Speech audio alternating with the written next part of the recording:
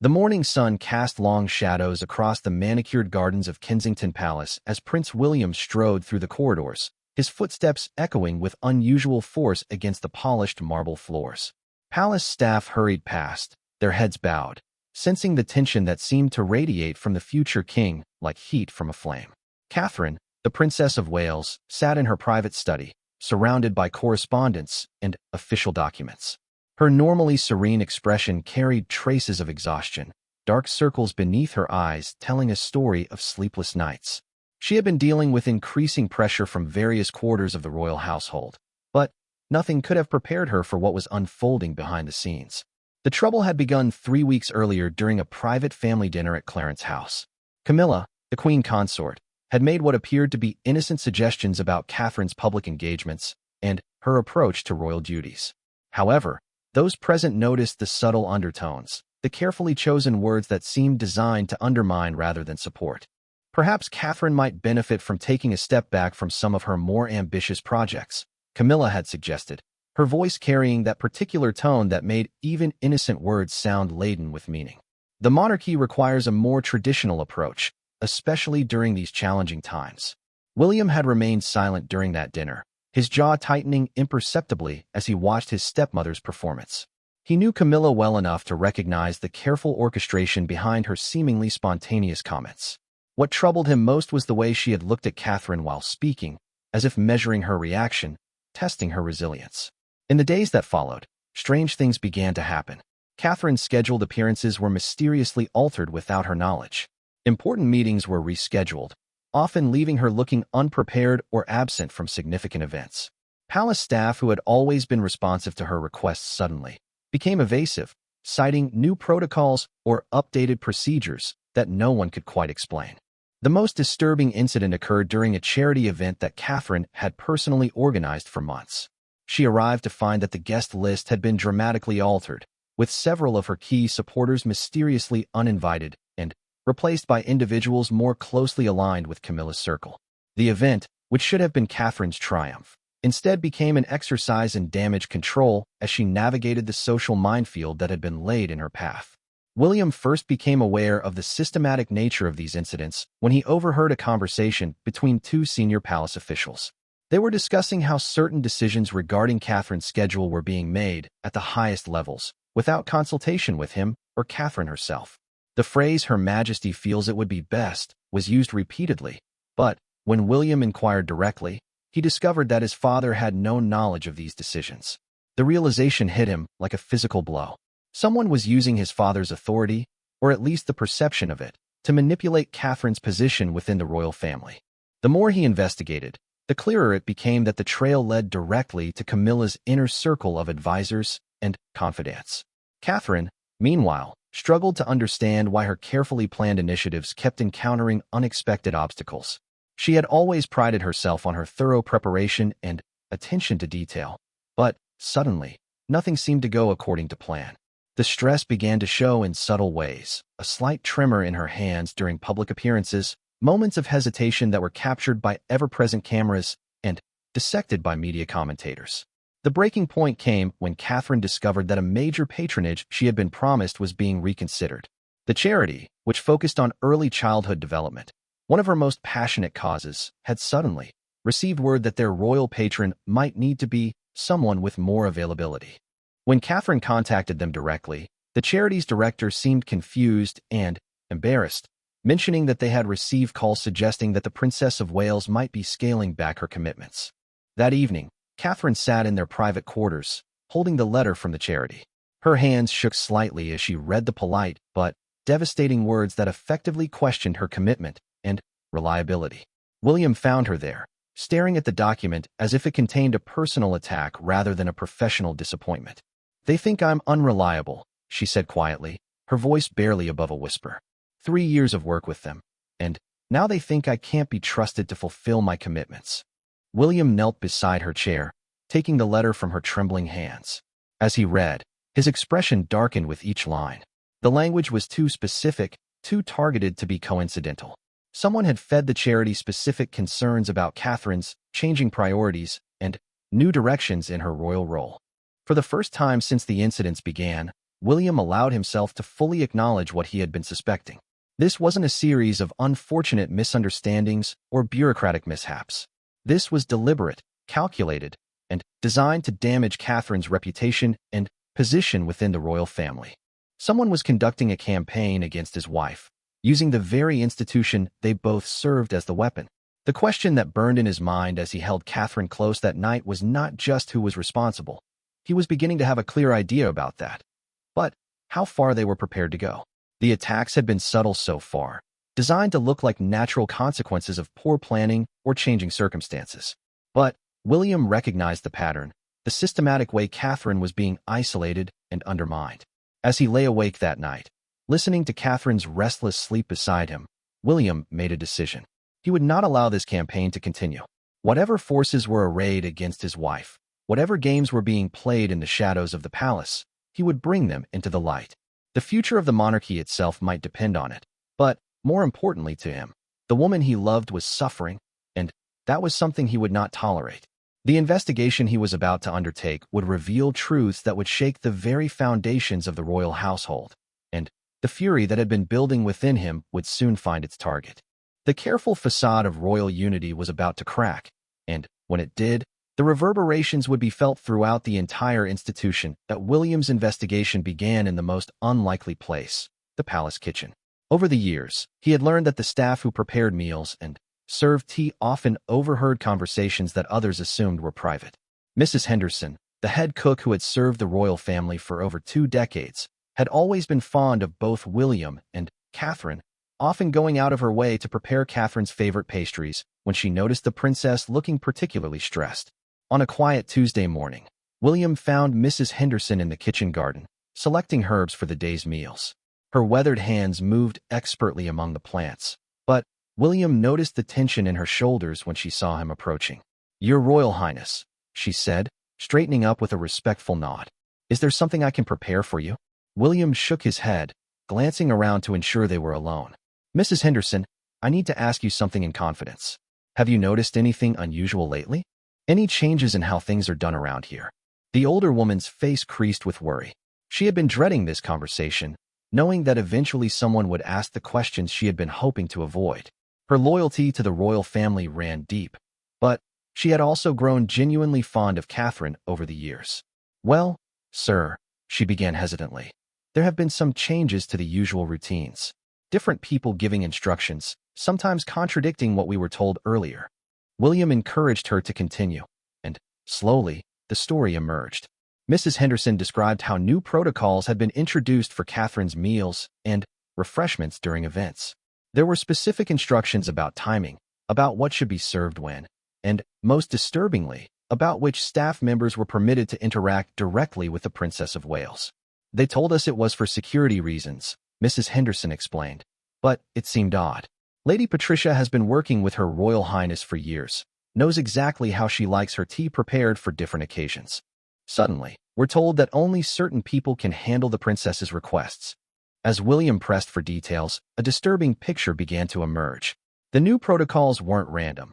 They were designed to isolate Catherine from staff members who had personal relationships with her, replacing them with individuals who were more closely connected to other parts of the royal household.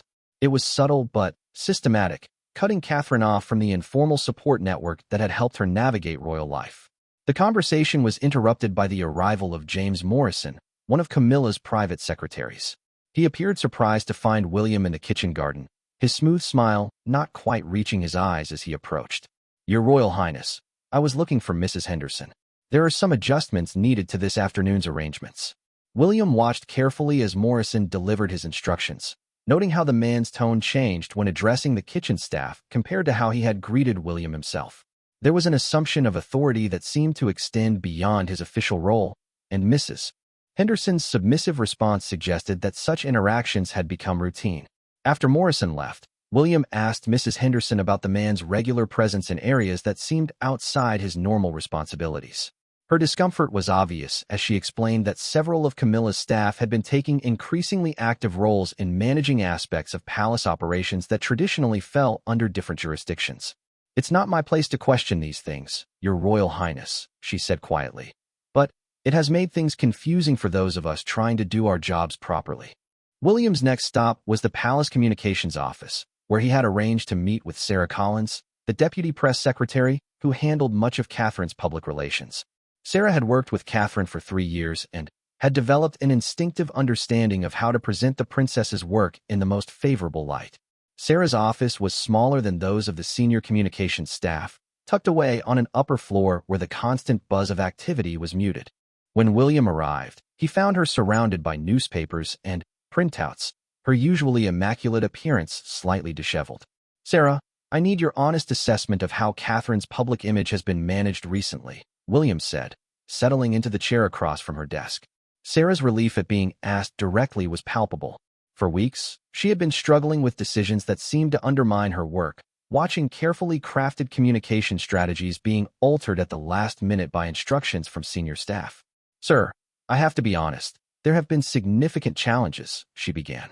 "Stories that should have been straightforward positive coverage have been complicated by information that seems to come from within the palace itself." She pulled out a folder containing press clippings and communications logs. The evidence was damning when laid out systematically. Positive stories about Catherine's work were being overshadowed by carefully placed suggestions about her changing role or new priorities. Anonymous palace sources were quoted in articles that subtly questioned Catherine's commitment or effectiveness. "The most troubling part," Sarah continued, "is that these leaks are often accurate in their details, but completely wrong in their interpretation. Someone with access to genuine information is spinning it negatively." Williams studied the clippings, his anger building as he recognized the pattern. The leaks weren't random gossip or speculation. They were strategic communications designed to shape public perception. Someone was using their knowledge of Catherine's actual schedule and activities to create a narrative of incompetence or unreliability. Sarah showed him several emails where her proposed press releases had been significantly altered before publication.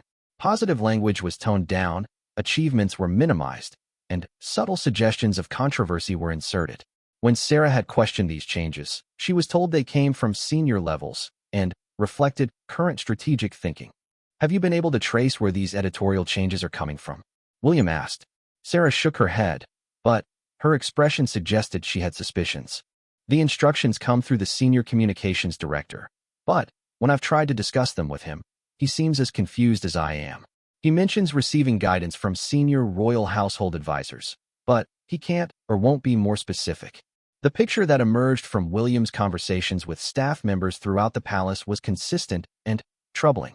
A parallel structure of authority had emerged, one that operated through suggestions and recommendations rather than direct orders, making it difficult to trace or challenge. Camilla's staff weren't overtly overruling existing protocols. They were creating new ones that gradually superseded the old systems. William's most revealing conversation came with Thomas Wright, a longtime palace security coordinator who had worked with multiple members of the royal family. Thomas had noticed changes in security protocols for Catherine's events that seemed unnecessary and sometimes counterproductive. "Sir, I've been in this job for 15 years, Thomas explained during their private meeting. "I understand the need for security measures, but some of these new requirements don't make sense from a protection standpoint. They seem designed to make things more complicated rather than safer."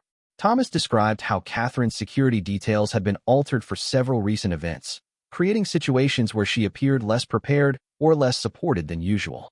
Photographers and journalists, always alert to signs of tension or problems, had begun to notice and comment on these changes. "The thing is, Your Royal Highness, these modifications to the security protocols aren't coming through the usual channels. They're being presented as suggestions from senior household staff, often at the last minute when it's difficult to question or modify them." As William listened to Thomas's account, he realized that what he was uncovering wasn't just a campaign against Catherine. It was a systematic effort to reshape the power dynamics within the royal household itself.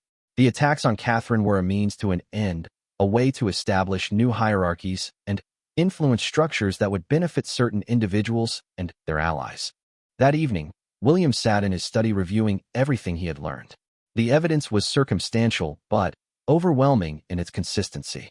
Someone was using Camilla's position and influence to wage a subtle but devastating campaign against Catherine.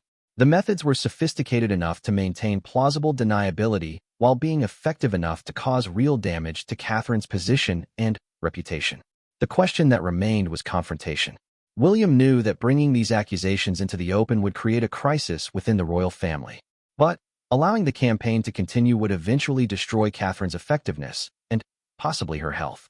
The stress was already taking its toll, and William could see that his wife was beginning to doubt herself and her place within the institution she had worked so hard to serve. As he prepared for what he knew would be a difficult conversation with his father, William reflected on the irony of the situation.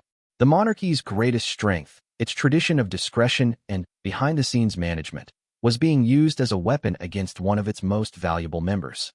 The very protocols designed to protect the institution were being manipulated to serve personal agendas. The confrontation that was coming would test not just family relationships, but the fundamental principles upon which the modern monarchy operated. William's fury was no longer just personal. It had become a matter of institutional integrity, and he was prepared to fight for both his wife and the future of the crown itself. The confrontation began not with shouting or dramatic accusations, but with William requesting a private meeting with his father at Clarence's house. King Charles, unaware of the storm brewing within his own household, agreed to the meeting assuming it would be about routine family or official business. He was reviewing diplomatic correspondence when William arrived, his expression grave and determined. "Father, we need to talk about Catherine," William said without preamble, settling into the chair across from the king's desk. Charles looked up, immediately sensing the seriousness in his son's tone. Over the years, he had learned to recognize when William was operating in his capacity as a future king rather than simply as his son, and this was clearly one of those moments. "What about Catherine? Is everything all right?"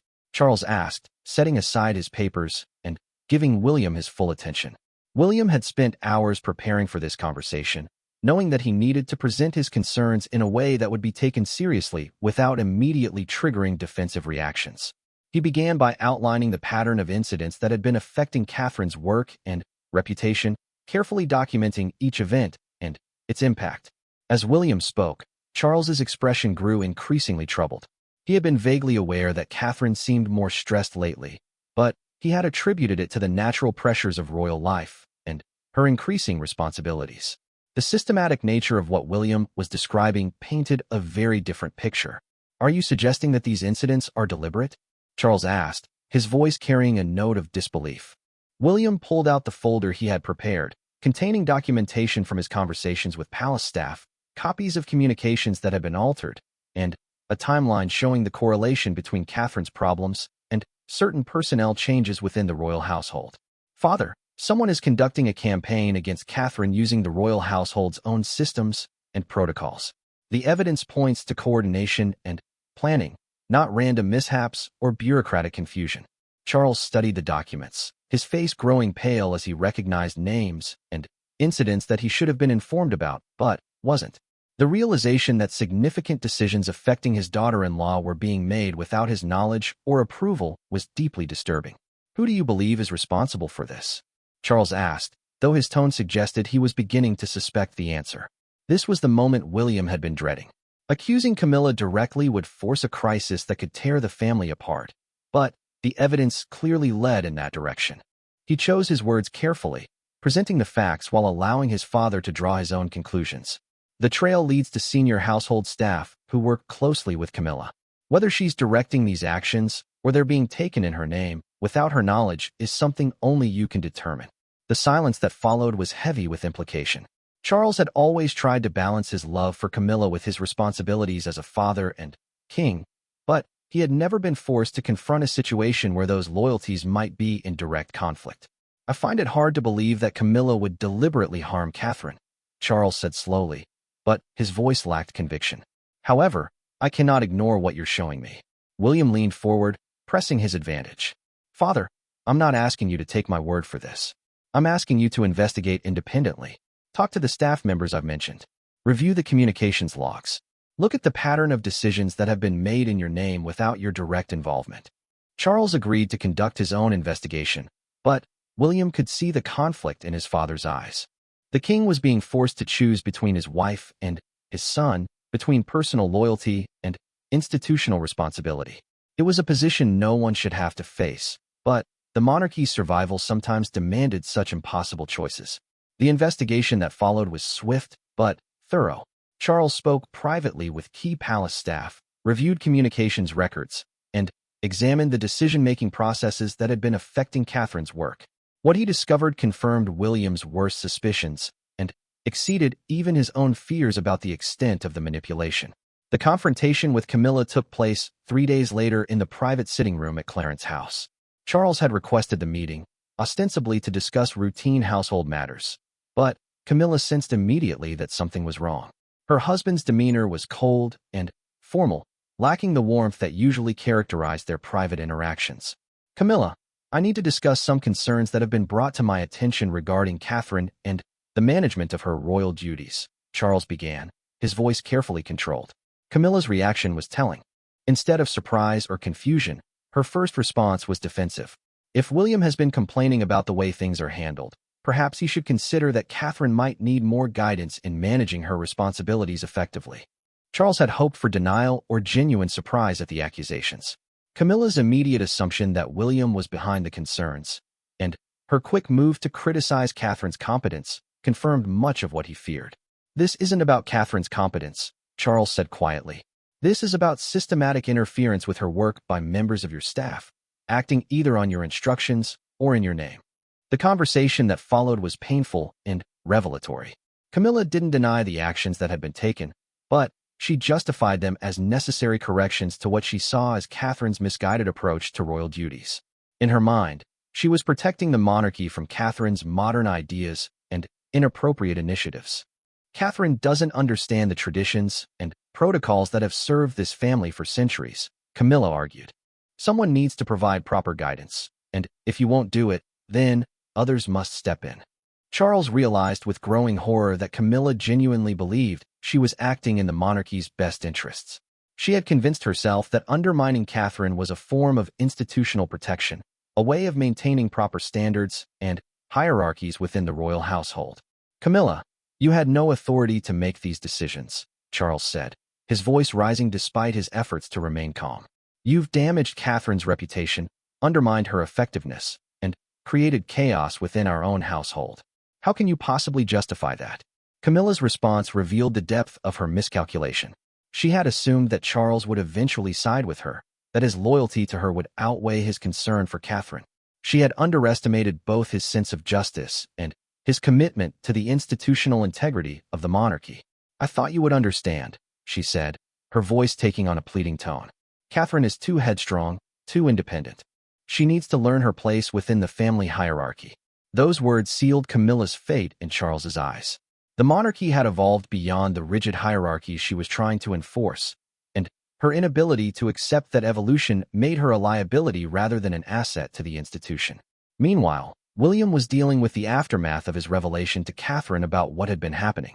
He had decided that she deserved to know the truth about the campaign against her, both to help her understand that the problems weren't her fault and to prepare her for the institutional changes that would be necessary to prevent future occurrences.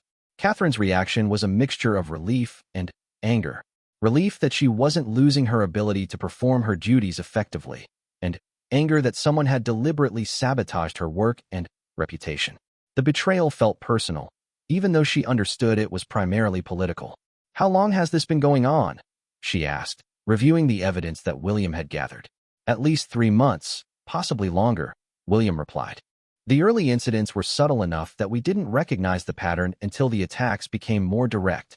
Catherine sat quietly for several minutes, processing the implications of what she had learned. The self-doubt that had been growing for weeks began to transform into determination. She had always prided herself on her resilience and her commitment to her royal duties, and knowing that her struggles had been artificially created only strengthened her resolve. "What happens now?" she asked. William took her hands in his, looking directly into her eyes. "Now we make sure this never happens again. Father is dealing with Camilla, and there will be significant changes to how the household is managed.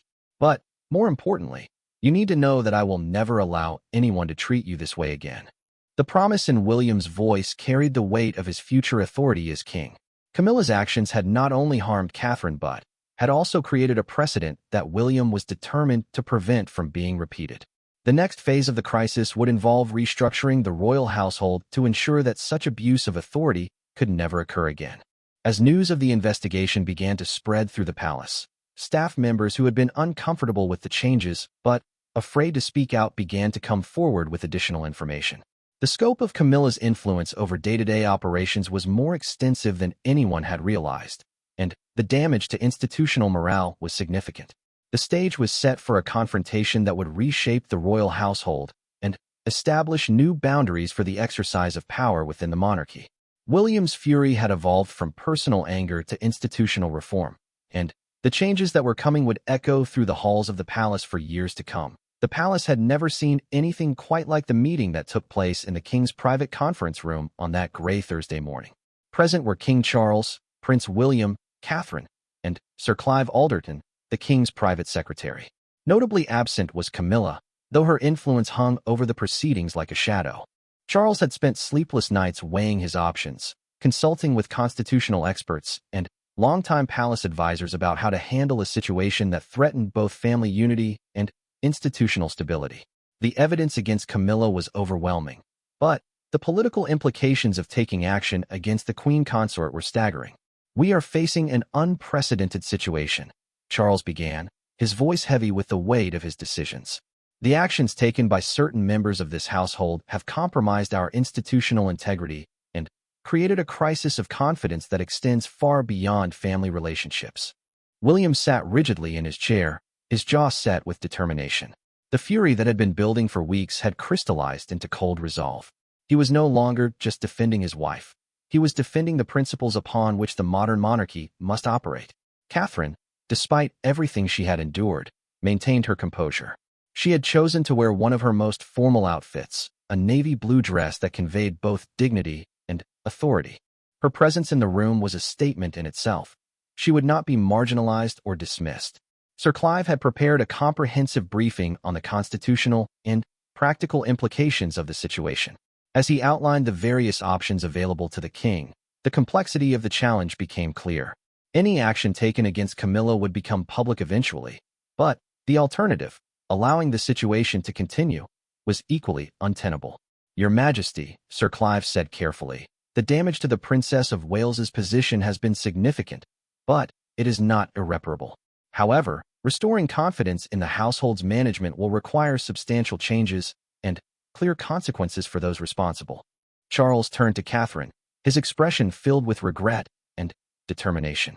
"Catherine, I owe you an apology that goes beyond words.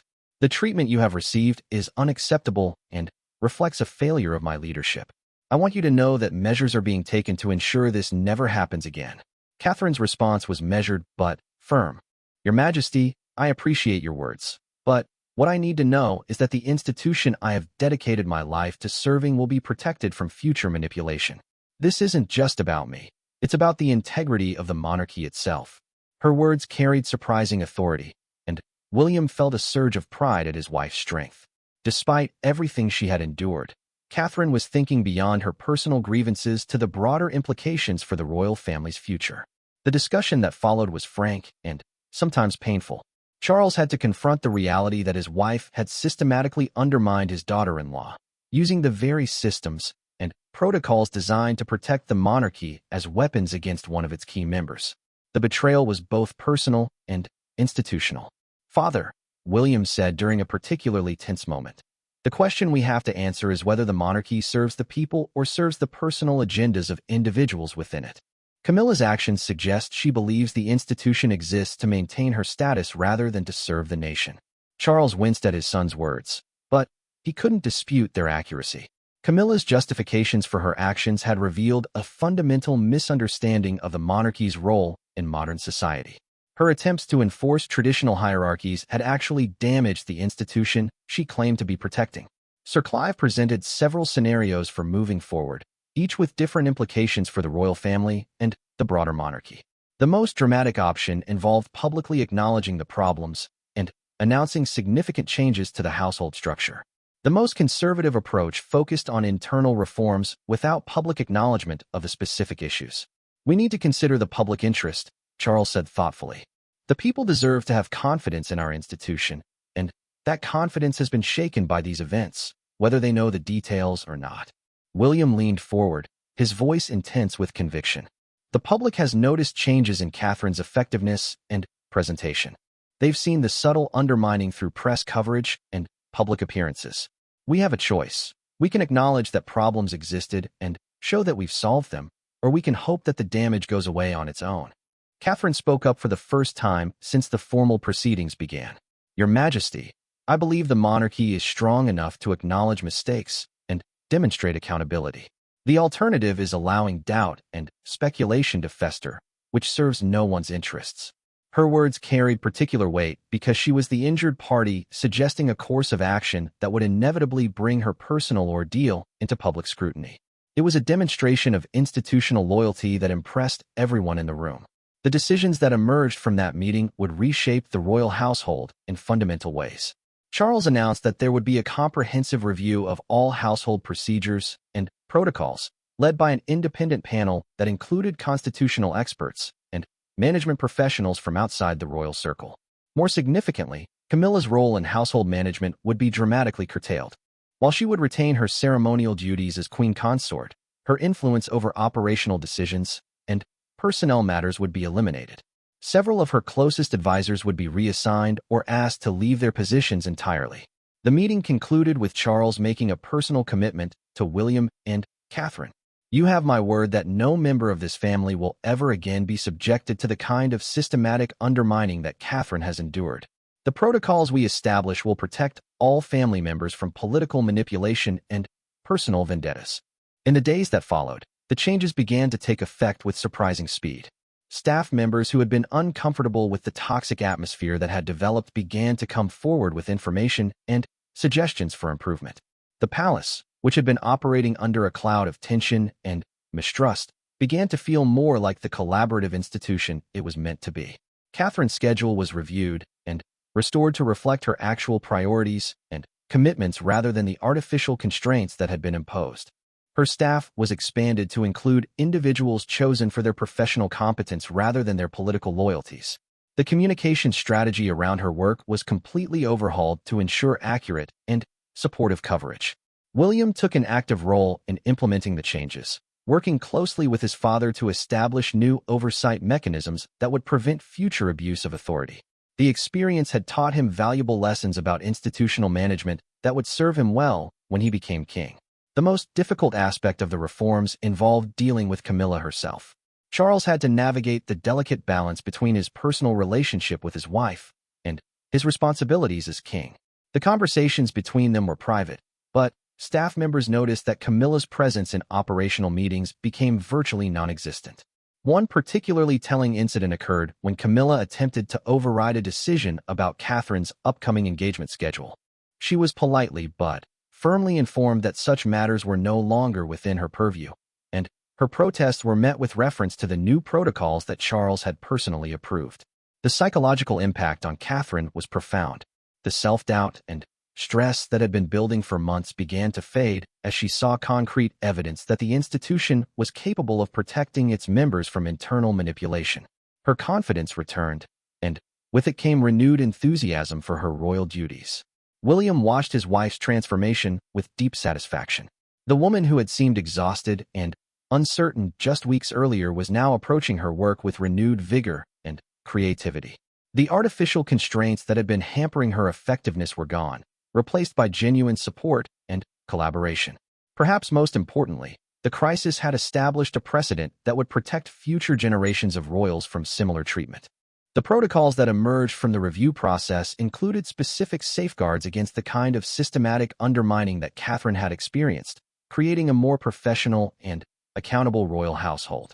As the immediate crisis passed, William reflected on the lessons learned. The monarchy's greatest strength, its tradition of discretion and internal management, had been corrupted into a tool of personal manipulation. Restoring the institution's integrity required not just addressing the specific problems, but creating systems that would prevent their recurrence. The fury that had driven William's investigation and confrontation had evolved into something more constructive, a determination to reform and strengthen the monarchy for future generations. The immediate battle was won, but the larger war for institutional integrity was an ongoing responsibility that he would carry forward into his own reign. 6 months later, the transformation of the royal household was complete, though the scars from the crisis remained beneath the surface of public life. The palace operated with a new efficiency and transparency that staff members had not experienced in years. But the personal relationships within the royal family bore permanent changes that would never fully heal. Catherine stood in her renovated office at Kensington Palace, reviewing plans for a major initiative on early childhood development that would have been impossible under the old system. The space itself reflected the changes that had occurred.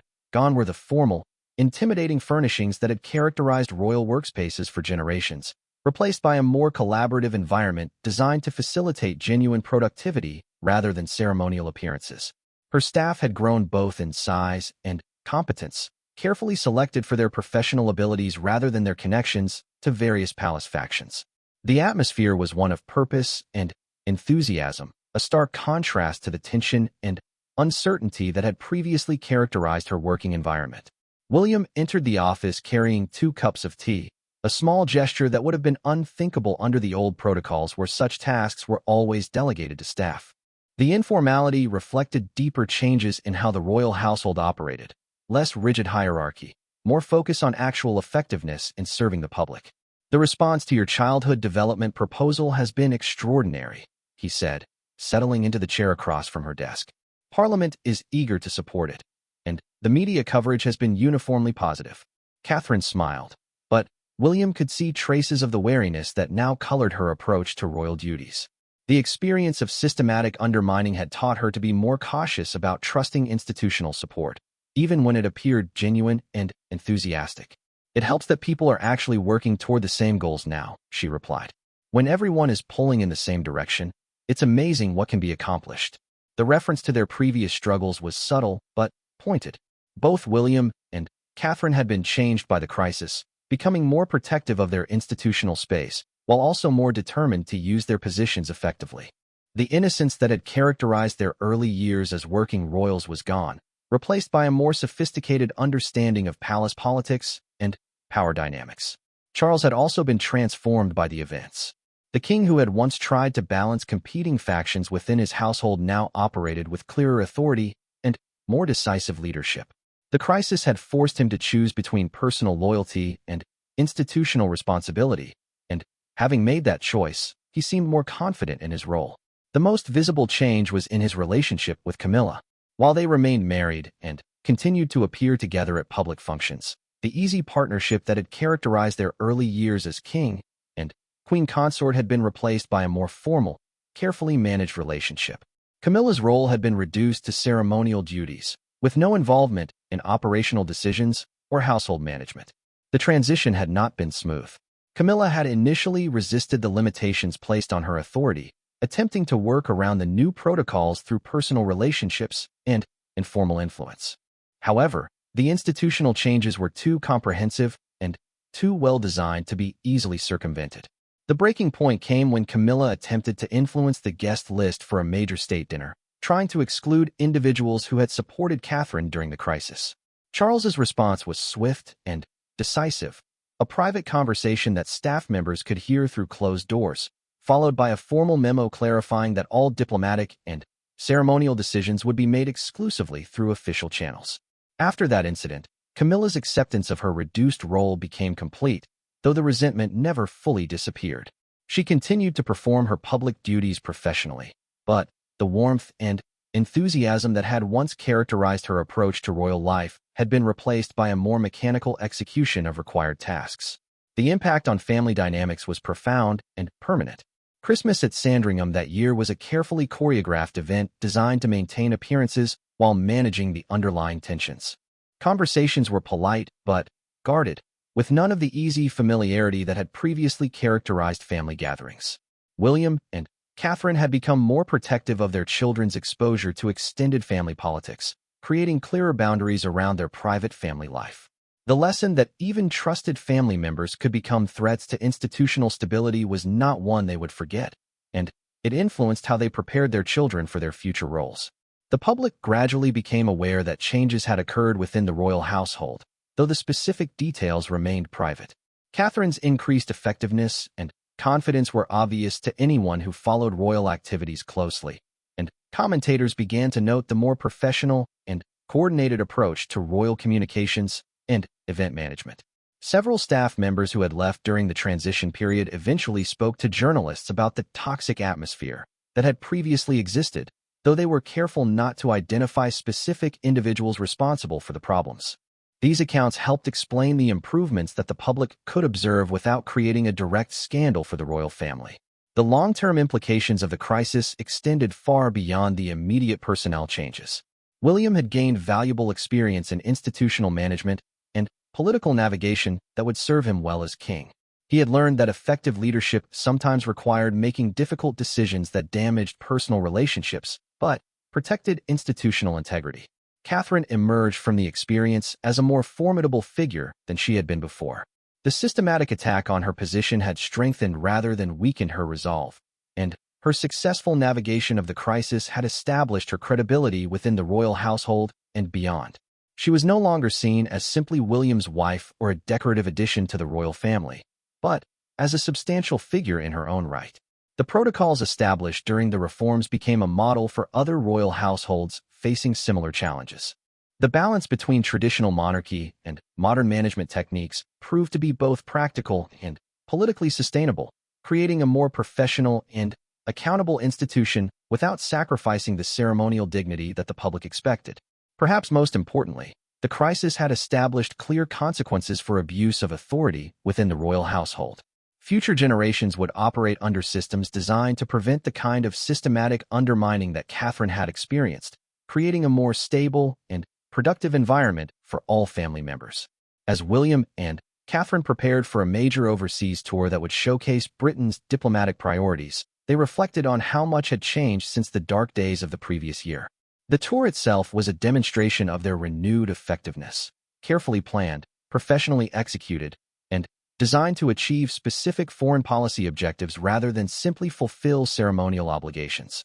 Standing together on the steps of Kensington Palace as they prepared to depart for the airport, William and Catherine presented a picture of confidence and partnership that contrasted sharply with the uncertainty and isolation they had faced during the worst of the crisis.